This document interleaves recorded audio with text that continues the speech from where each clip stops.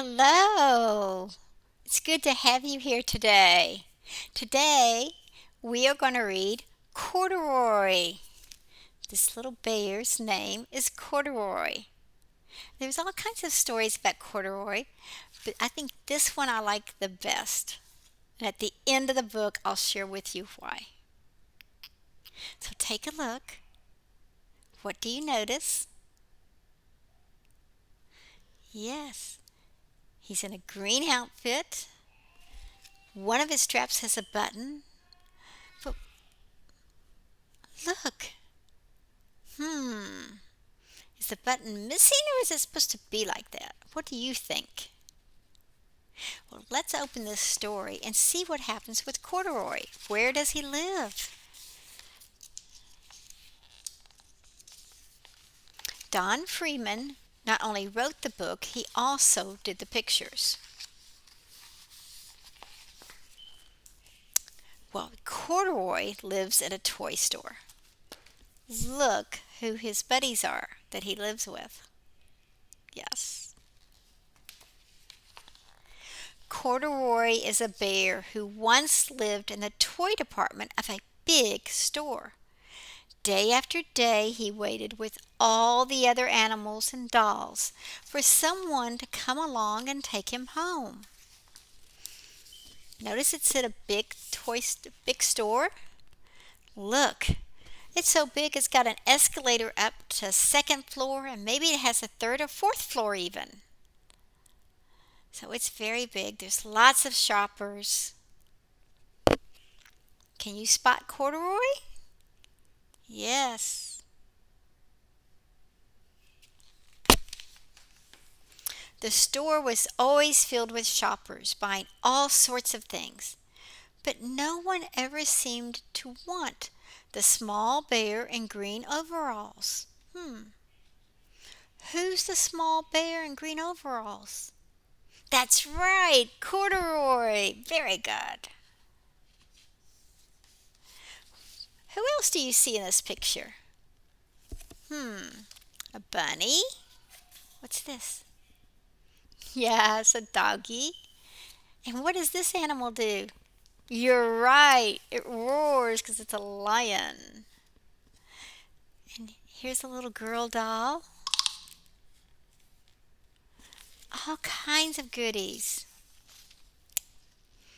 Then one morning, a little girl stopped and looked straight into Corduroy's bright eyes.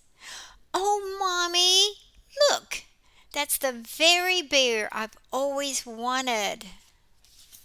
See? Now, if we back up one picture, you can see her with her mom. Her mom's already been shopping, okay? And they're all bundled up ready to head out of the store. But she walks past, and who catches her eye? Does the lion or the dog or the bunny?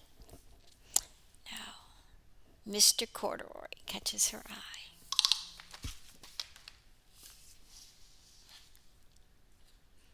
So she's just told her mother, that's the very bear I've always wanted.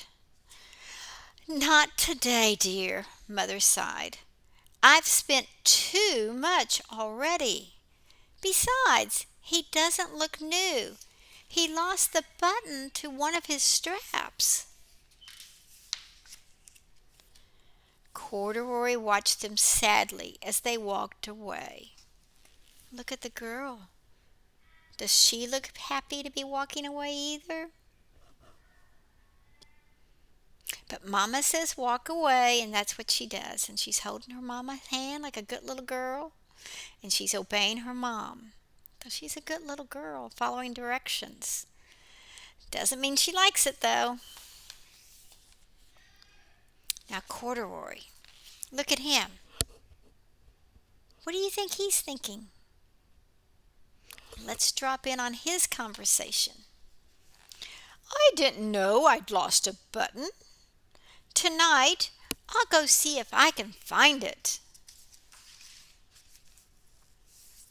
Late that evening, when all the shoppers had gone, the doors were shut and locked. Corduroy climbed carefully down from his shelf. See?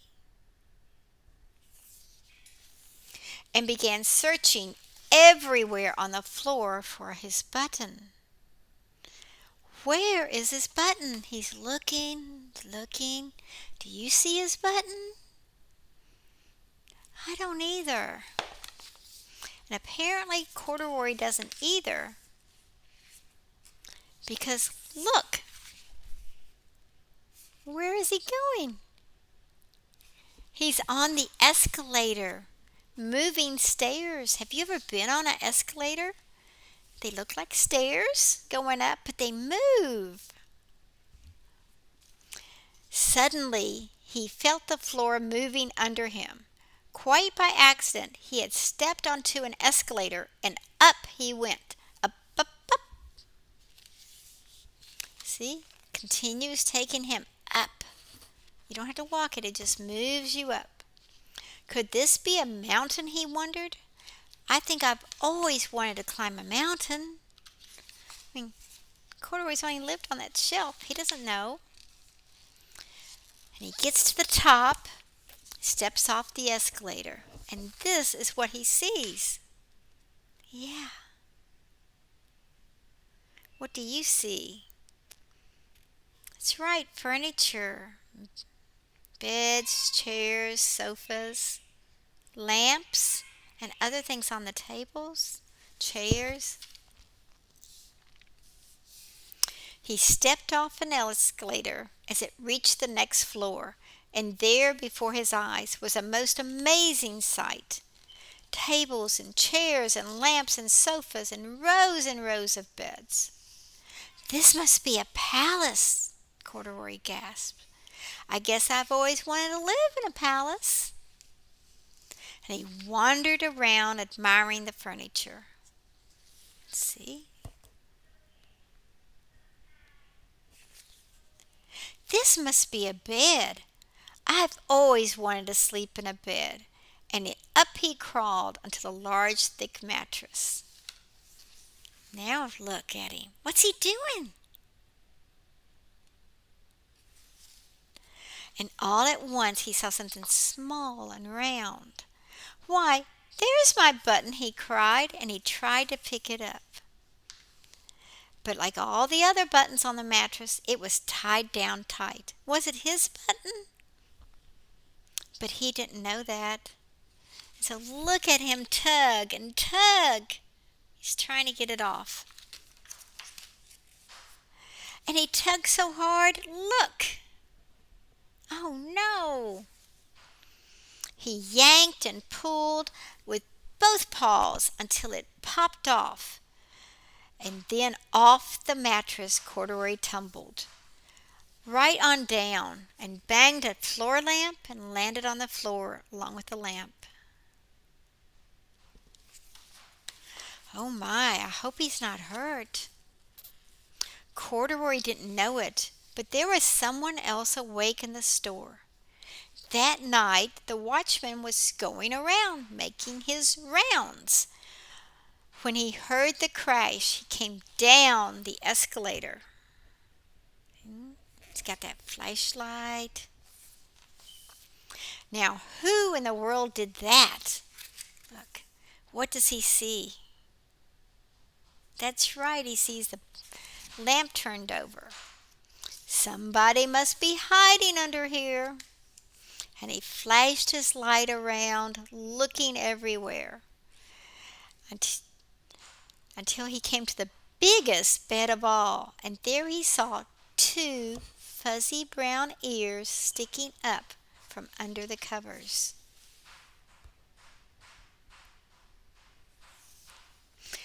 "Hello," he said. "How did you get up here?"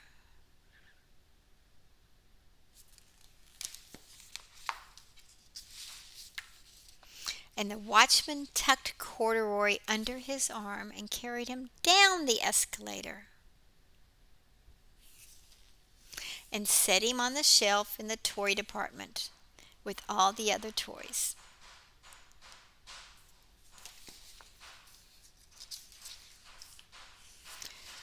Well, Corduroy went to sleep, and he was just waking up. Wake up time when the first customers came into the store that morning. And there, looking at him with a wide, warm smile, who do you think it is?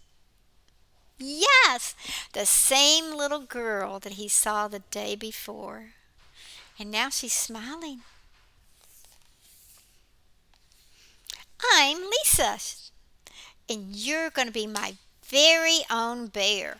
Last night, I counted my piggy bank,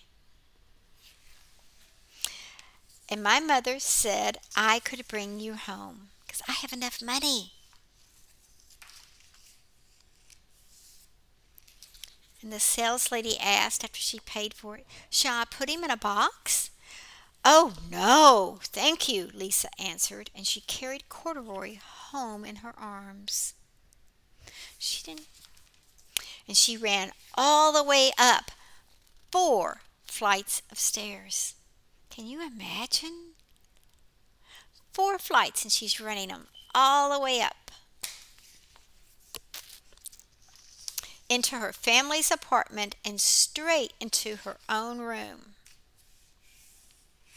Corduroy blinked. There was a chair and chest of drawers, and alongside a girl-sized bed, there was a little bed just right for him. See?